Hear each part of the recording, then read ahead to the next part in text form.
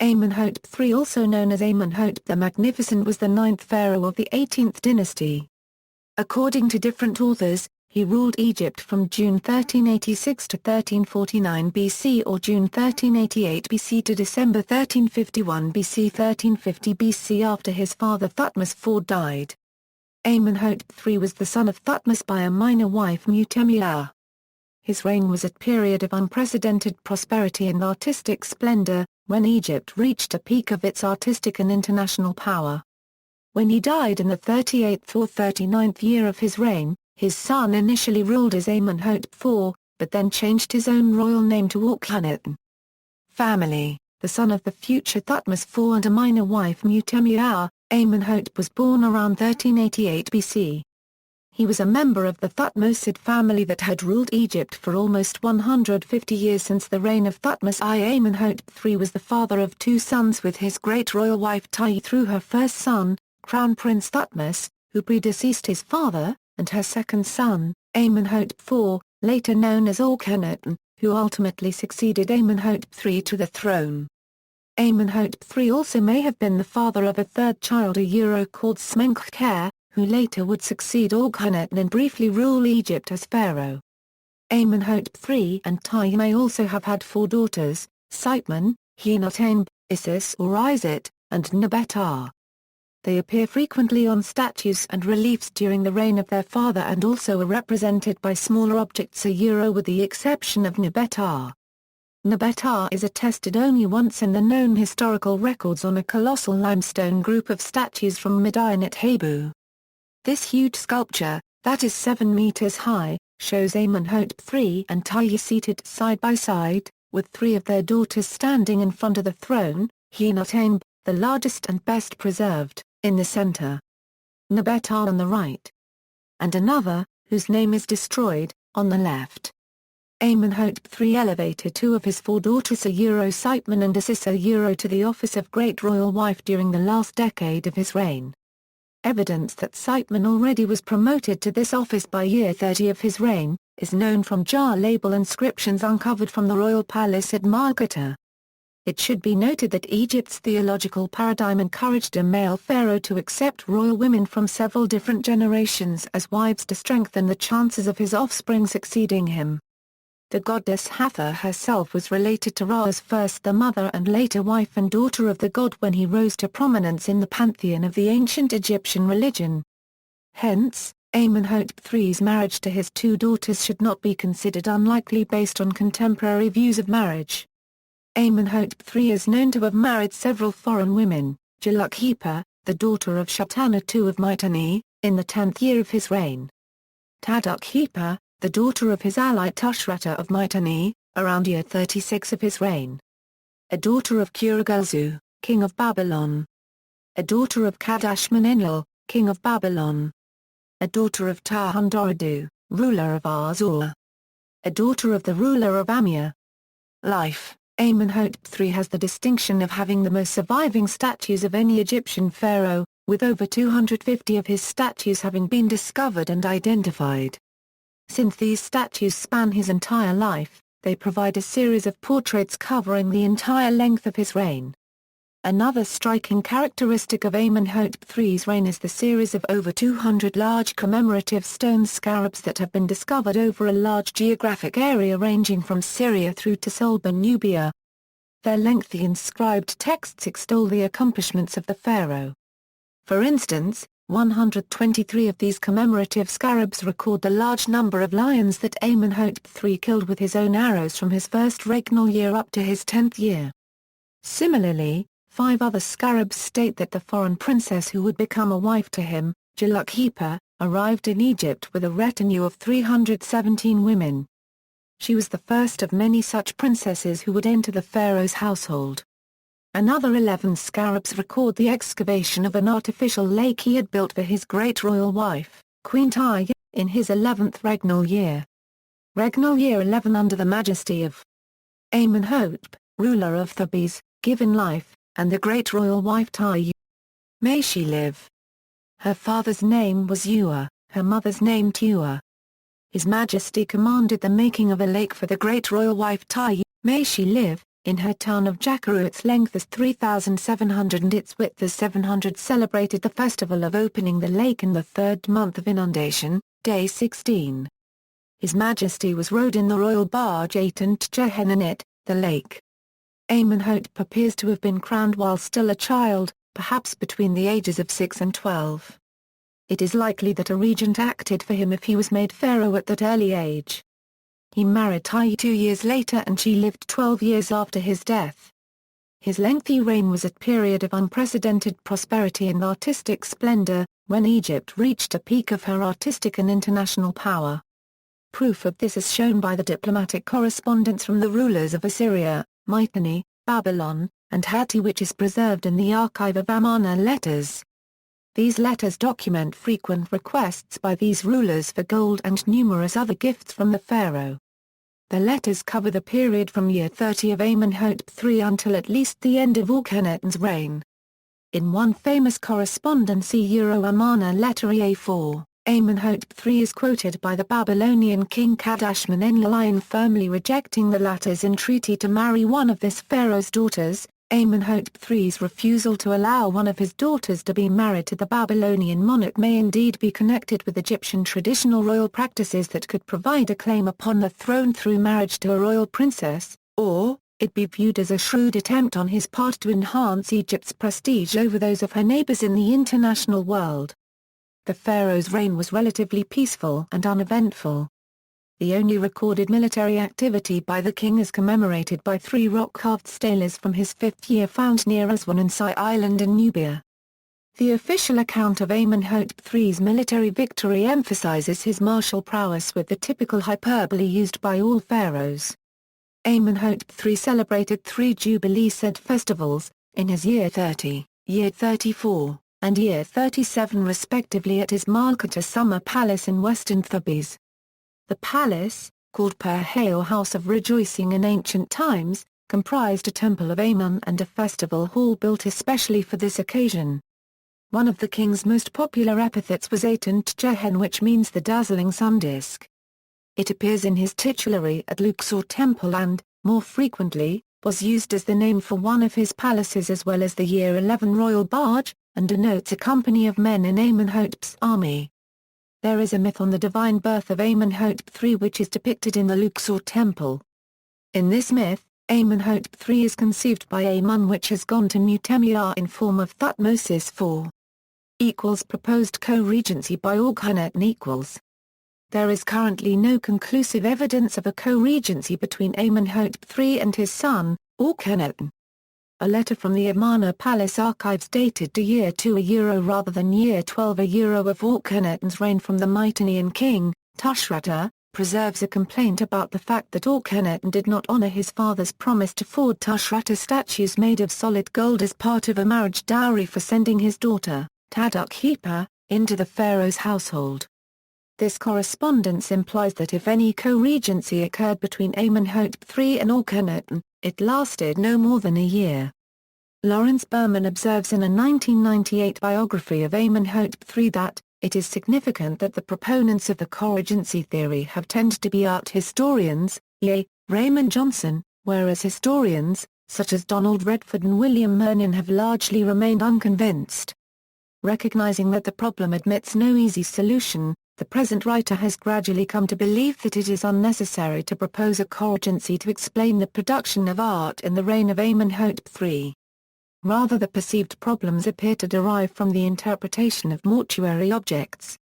In February 2014, Egyptian Ministry for Antiquities announced what it called conclusive evidence that Akhenaten shared power with his father for at least 8 years, based on the evidence coming from the tomb of Vizier Amenhotep II. The tomb is being studied by a multinational team led by the Instituto de Estudios del Antiguo Egipto de Madrid and Dr. Martin Valentin. The theory of co-regency was first proposed by John Pendlebury, who excavated at Amarna, as well as by Endigaris Davis. Final years equals.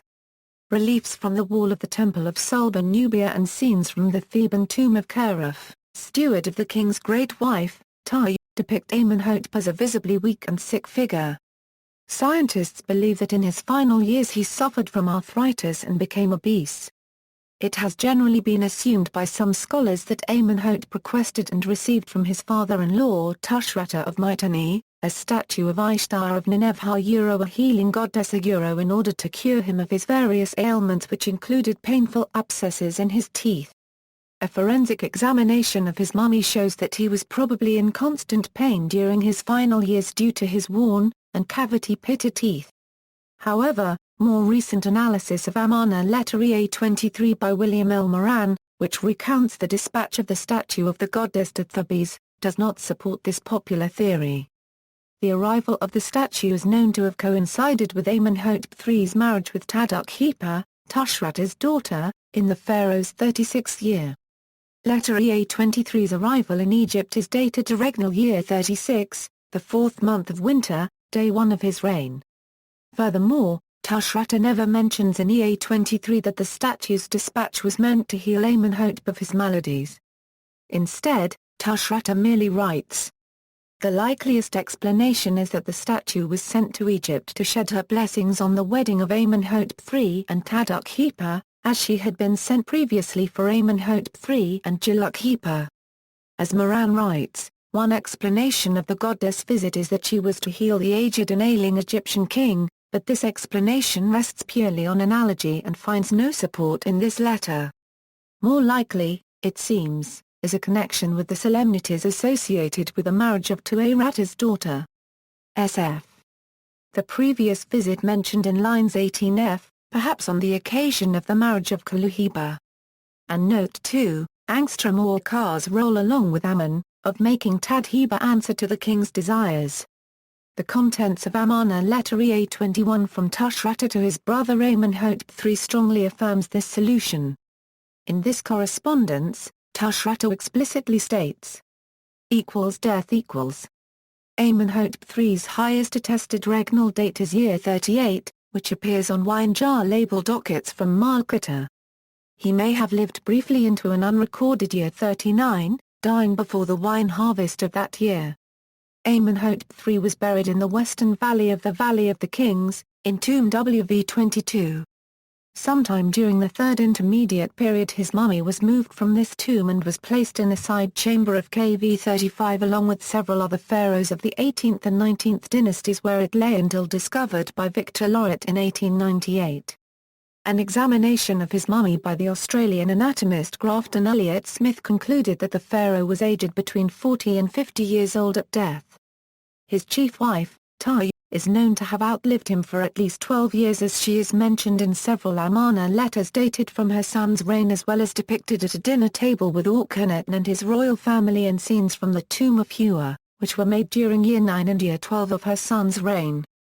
Foreign leaders communicated their grief at the pharaoh's death, with Tushratta saying, "When Amenhotep III died, he left behind a country that was at the very height of its power and influence, commanding immense respect in the international world. However, he also bequeathed an Egypt that was wedded to its traditional political and religious certainties under the Amun priesthood.